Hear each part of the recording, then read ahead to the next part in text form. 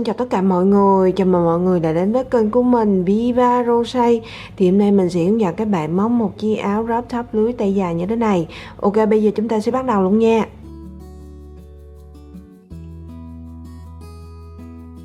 Thì bước đầu đó là các bạn sẽ bước vào và móc mặt thứ nhất của áo. Thì để móc được mặt thứ nhất, trước hết đó là các bạn cần phải lấy mũi đầu tiên, sau đó thì gầy lên cho mình tổng cộng là 101 mũi móc xích.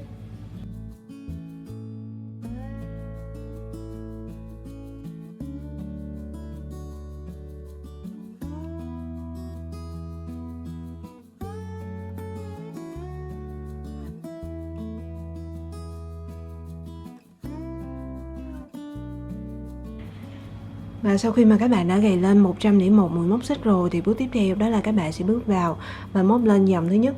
Và để móc dòng thứ nhất, trước hết đó là các bạn sẽ gầy lên 4 mũi móc xích nữa.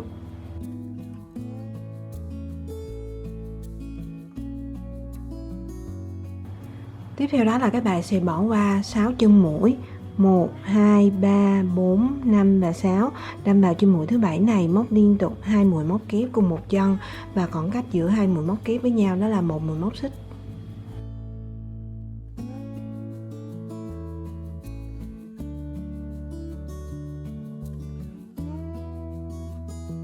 Như vậy là các bạn đã có được một mũi chữ V như thế này rồi. Tiếp theo nữa là các bạn sẽ gầy lên 4 mũi móc xích, sau đó thì bỏ qua 5 chân mũi, đâm vào chân mũi kế tiếp, móc lên một mũi chữ V.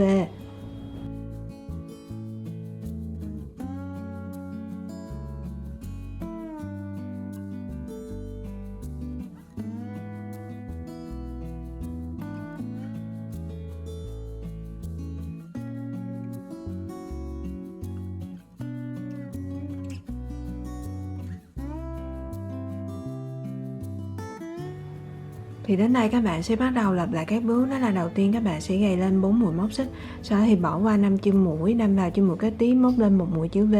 Và các bạn sẽ lặp lại các bước như vậy cho đến khi nào mà còn lại 2 chân mũi cuối cùng thì mình sẽ tiếp tục hướng dẫn các bạn nha.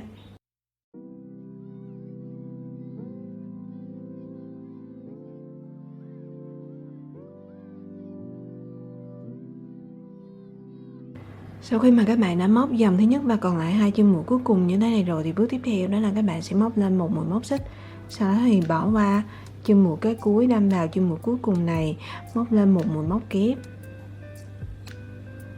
Thì như vậy là các bạn đã móc xong dòng thứ nhất rồi. Tiếp theo đó là các bạn sẽ móc lên dòng thứ hai. Để móc dòng thứ hai, trước hết đó là các bạn sẽ gầy lên 4 mũi móc xích. Sau đó thì các bạn sẽ xoay ngược phần móc lại. Tiếp theo đó là các bạn sẽ đâm vào phần lỗ của mũi chữ V đầu tiên và móc lên cho mình một mũi chữ V.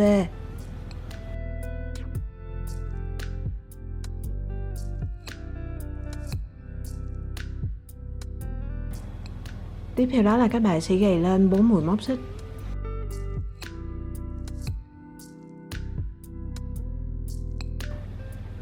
Sau đó thì các bạn sẽ đâm vào phần lỗ của mũi chữ V thứ hai này và móc lên một mũi chữ V. Thì đến đây các bạn sẽ bắt đầu lặp lại các bước, đó là đầu tiên các bạn sẽ gầy lên 4 mũi móc xích, sau đó thì đâm vào mỗi một phần lỗ của mỗi một mũi chữ V và móc lên mỗi một mũi chữ V. Và các bạn sẽ lặp lại các bước như vậy cho đến hết mũi chữ V cuối cùng thì mình sẽ tiếp tục hướng dẫn các bạn nha. Sau khi mà các bạn đã móc đến hết mũi chữ V cuối cùng rồi, bước tiếp theo đó là các bạn sẽ móc lên một mũi móc xích, sau đó thì các bạn sẽ đâm vào chân mũi móc xích thứ 5, tính từ dưới tính lên trong tổng số 6 mũi móc xích đầu tiên mà các bạn đã bỏ qua ở dòng thứ nhất á. Sau đó các bạn sẽ kéo lên qua và móc lên một mũi móc kép. Như vậy là các bạn đã móc xong dòng thứ hai rồi. Tiếp theo đó là các bạn sẽ móc lên dòng thứ ba, và cách móc dòng thứ ba sẽ tương tự giống như là dòng thứ hai mình đã hướng dẫn. Và mình sẽ gặp lại các bạn sau khi mà các bạn đã móc đến hết mũi chữ V cuối cùng thì mình sẽ tiếp tục hướng dẫn các bạn nha.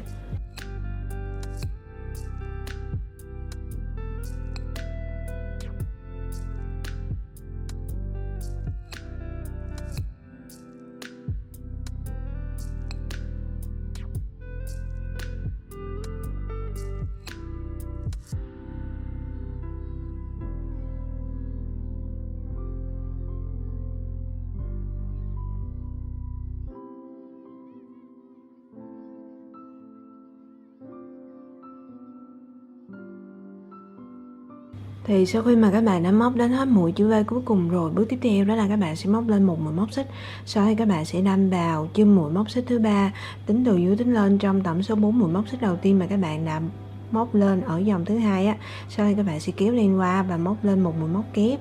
Thì như vậy là các bạn đã móc xong dòng thứ ba rồi. Tiếp theo đó là các bạn sẽ móc lên dòng thứ tư. Và bắt đầu từ dòng thứ tư này trở đi thì các bạn sẽ lặp lại các bước tương tự giống như là dòng thứ ba mình đã hướng dẫn, và các bạn sẽ lặp lại cho đến hết dòng thứ 30 thì mình sẽ tiếp tục hướng dẫn các bạn nha. Thì sau khi mà các bạn đã móc xong dòng thứ 30 rồi, bước tiếp theo đó là các bạn sẽ chuyển qua tạo phần cổ áo. Thì để tạo được phần cổ áo, trước hết đó là các bạn cần phải chia phần móc này ra làm 3 phần.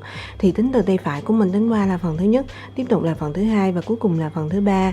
Thì phần thứ nhất và phần thứ ba có số mũi chữ V là giống nhau, là gồm có 5 mũi chữ V cho mỗi phần, và phần thứ ba là phần còn lại.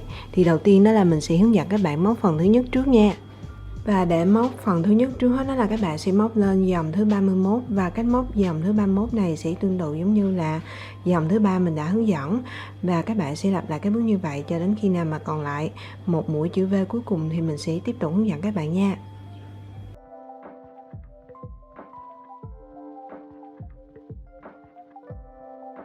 Thì sau khi mà các bạn đã móc dòng thứ 31 và còn lại một mũi chữ V cuối cùng như thế này rồi, thì bước tiếp theo đó là các bạn sẽ đâm vào phần lỗ của mũi chữ V thứ 5 này và móc lên một mũi móc kép. Như vậy là các bạn đã móc xong dòng thứ 31 rồi. Tiếp theo đó là các bạn sẽ móc lên dòng thứ 32. Và để móc dòng thứ 32, trước hết đó là các bạn sẽ gầy lên 7 mũi móc xích. Sau đó thì các bạn sẽ xoay ngược phần móc lại.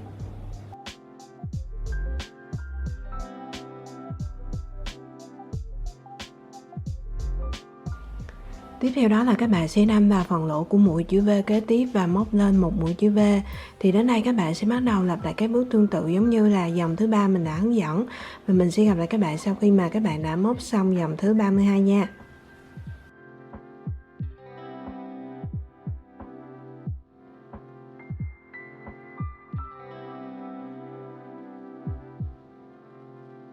Như vậy là các bạn đã móc xong phần thứ nhất rồi. Tiếp theo đó là các bạn sẽ chuyển qua móc phần thứ ba. Và để móc phần thứ ba, trước hết đó là các bạn cần phải lấy mũi đầu tiên. Sau đó các bạn sẽ đâm vào phần lỗ của mũi chữ V đầu tiên nằm ở phía bên tay phải, là nằm ở đây. Sau đó thì các bạn sẽ bắt đầu móc lên phần thứ ba, và cách móc sẽ tương tự giống như là phần thứ nhất mình đã hướng dẫn. Và mình sẽ gặp lại các bạn sau khi mà các bạn đã móc xong phần thứ ba nha. Và sau khi mà các bạn đã móc xong phần thứ ba rồi thì các bạn đã móc xong mặt thứ nhất. Bước tiếp theo nữa đó là các bạn sẽ chuyển qua móc mặt thứ hai, và cách móc sẽ tương tự giống như là mặt thứ nhất mình đã hướng dẫn. Và sau khi mà các bạn đã có được hai mặt như thế này rồi, bước tiếp theo nữa đó là các bạn sẽ chuyển qua tạo hai phần vai. Thì đầu tiên đó là mình sẽ hướng dẫn các bạn tạo phần vai thứ nhất bằng cách là các bạn sẽ nối phần thứ nhất của mặt thứ nhất với lại phần thứ ba của mặt thứ hai. Thì trước hết đó là các bạn sẽ ốp hai mặt phải hướng vào bên trong, còn hai mặt trái thì sẽ hướng ra bên ngoài. Sau đó các bạn sẽ dùng kim móc đâm vào chân mũi đầu tiên của mỗi mặt. Tiếp theo đó là các bạn sẽ dùng len và lấy mũi đầu tiên cho mình.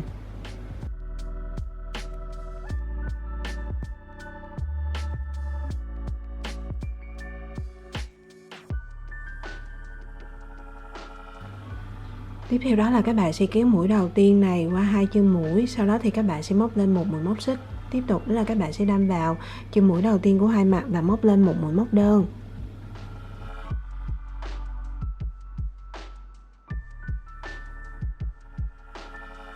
Tiếp tục đó là các bạn sẽ đâm vào phần lỗ và móc liên tục 4 mũi móc đơn cùng một phần lỗ.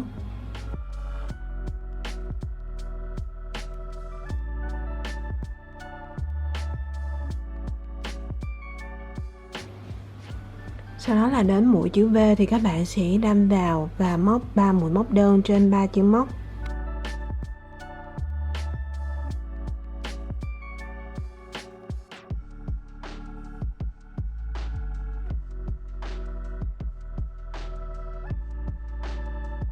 Thì đến đây các bạn sẽ bắt đầu lặp lại các bước, đó là đối với phần lỗ thì các bạn sẽ móc liên tục 4 mũi móc đơn cùng một phần lỗ. Còn đối với mũi chữ V thì các bạn sẽ móc 3 mũi móc đơn trên 3 chân móc. Và các bạn sẽ lặp lại các bước như vậy cho đến khi nào mà còn lại hai chân mũi cuối cùng thì mình sẽ tiếp tục hướng dẫn các bạn nha.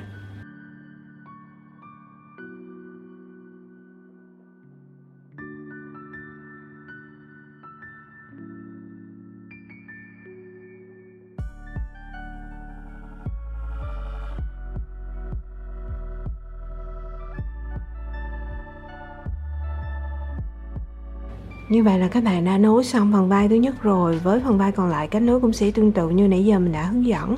Và mình sẽ gặp lại các bạn sau khi mà các bạn đã nối xong phần vai còn lại nha. Và sau khi mà các bạn đã nối xong phần vai còn lại rồi, bước tiếp theo đó là các bạn sẽ chuyển qua nối hai phần rì nằm ở hai bên của phần áo. Thì đầu tiên đó mình sẽ hướng dẫn các bạn nối phần rì nằm ở phía bên tay trái trước nha. Và các bạn sẽ bắt đầu nối từ dòng thứ 16 cho đến hết dòng thứ nhất. Và cụ thể cách nối sẽ là như sau. Thì bước đầu đó là các bạn sẽ đâm kim móc vào chân mũi đầu tiên của dòng thứ 16 thuộc hai mặt. Sau đó các bạn sẽ dùng len và lấy mũi đầu tiên. Sau đó các bạn sẽ kéo mũi đầu tiên vừa mới gầy qua hai chân mũi đầu tiên này cho mình.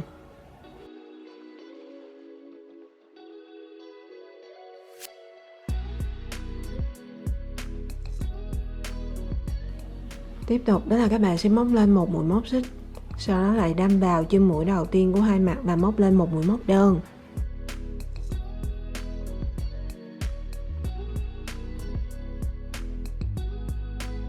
Và để nhận biết được là các bạn sẽ đâm vào chân mũi nào thì một chân mũi các bạn sẽ đâm vào phần đầu của mũi móc kép và chân mũi kế tiếp thì các bạn sẽ đâm vào phần giữa của mũi móc kép.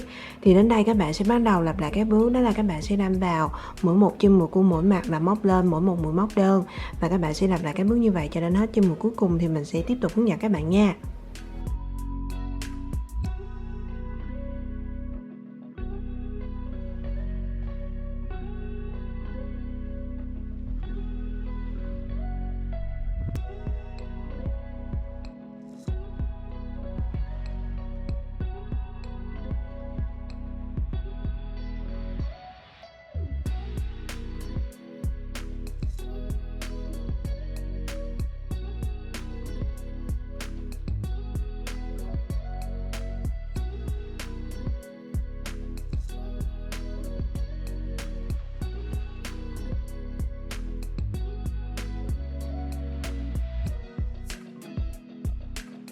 Như vậy là các bạn đã nối xong phần rì nằm ở phía bên tay trái rồi. Tiếp theo đó là các bạn sẽ nối phần rì nằm ở phía bên tay phải. Và cách nối sẽ tương tự giống như là phần rì nằm ở phía bên tay trái mình đã hướng dẫn. Và mình sẽ gặp lại các bạn sau khi mà các bạn đã nối xong phần rì nằm ở phía bên tay phải nha. Thì sau khi mà các bạn đã nối xong phần rì còn lại rồi, bước tiếp theo đó là các bạn sẽ lật lại mặt phải của phần móc. Sau đây các bạn sẽ chuyển qua móc hai phần tay áo. Thì đầu tiên đó là mình sẽ hướng dẫn các bạn móc phần tay áo nằm ở phía bên tay trái trước nha. Và để móc phần tay áo trước hết đó là các bạn sẽ đâm kim móc vào chân mũi nằm ở điểm giao nhau của dòng thứ 16. Sau đó các bạn sẽ dùng len và lấy mũi đầu tiên. Tiếp theo đó là các bạn sẽ kéo mũi đầu tiên qua chân mũi của điểm giao nhau này.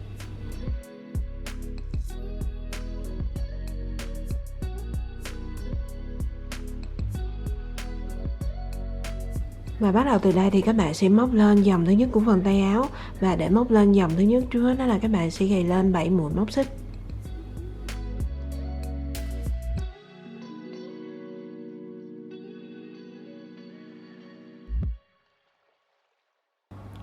Tiếp theo đó là các bạn sẽ bỏ qua 4 chân mũi, đâm vào chân mũi thứ 5 và móc lên một mũi chữ V.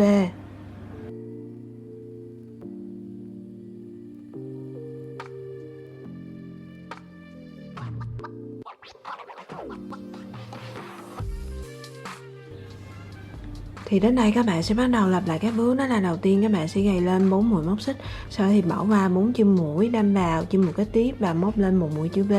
Và các bạn sẽ lặp lại các bước như vậy cho đến khi nào mà còn lại 3 chân mũi cuối cùng thì mình sẽ tiếp tục hướng dẫn các bạn nha.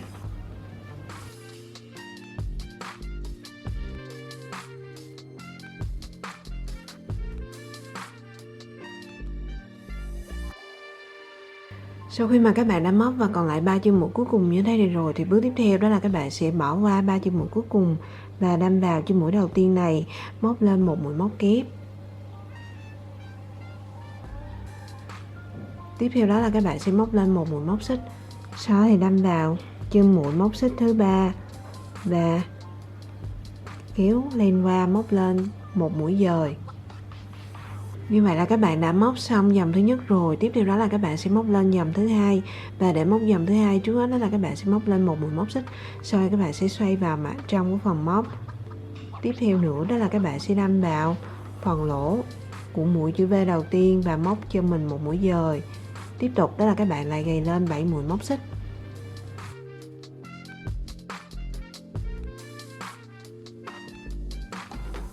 Tiếp theo đó là các bạn sẽ đâm vào phần lỗ của mũi chữ V thứ hai và móc lên một mũi chữ V. Thì đến đây các bạn sẽ bắt đầu lặp lại các bước tương tự giống như là dòng thứ 3 của phần thân áo mình đã hướng dẫn. Và các bạn sẽ lặp lại cho đến hết mũi chữ V cuối cùng thì mình sẽ tiếp tục hướng dẫn các bạn nha. Sau khi mà các bạn đã móc lên hết mũi chữ V cuối cùng rồi, bước tiếp theo đó là các bạn sẽ gầy lên 4 mũi móc xích. Sau đó thì đâm vào phần lỗ của mũi chữ V đầu tiên và móc lên một mũi móc kép. Tiếp tục đó là các bạn sẽ móc lên một mũi móc xích. Sau đó thì đâm vào chân mũi móc xích thứ ba và móc lên một mũi dời. Như vậy là các bạn đã móc xong dòng thứ hai rồi. Tiếp theo đó là các bạn sẽ móc lên dòng thứ ba. Và cách móc dòng thứ ba sẽ tương tự giống như là dòng thứ hai mình đã hướng dẫn, và nó chỉ khác một chỗ là các bạn sẽ xoay ra mặt ngoài để móc. Và sau khi mà các bạn đã móc xong dòng thứ ba rồi, tiếp tục đó là các bạn sẽ móc lên dòng thứ tư. Và bắt đầu từ dòng thứ tư trở đi thì các bạn sẽ lặp lại các bước xen kẽ của dòng thứ hai và dòng thứ ba như mình đã hướng dẫn.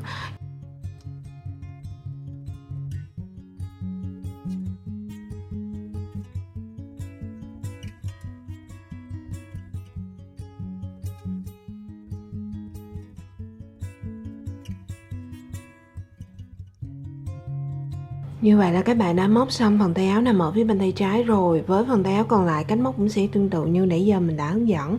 Và mình sẽ gặp lại các bạn sau khi mà các bạn đã móc xong phần tay áo còn lại nha. Sau khi mà các bạn đã móc xong phần tay áo còn lại rồi, bước cuối cùng đó là các bạn sẽ dùng kim khâu và khâu lại những đoạn len bị thừa và bên trong của chiếc áo. Thì như vậy là các bạn đã hoàn thành xong một chiếc áo crop top lưới tay dài như thế này rồi. Mình chúc các bạn sẽ thành công với lại sản phẩm của các bạn làm ra nha. Chào tạm biệt và hẹn gặp lại các bạn ở video sau. Bye bye, see you.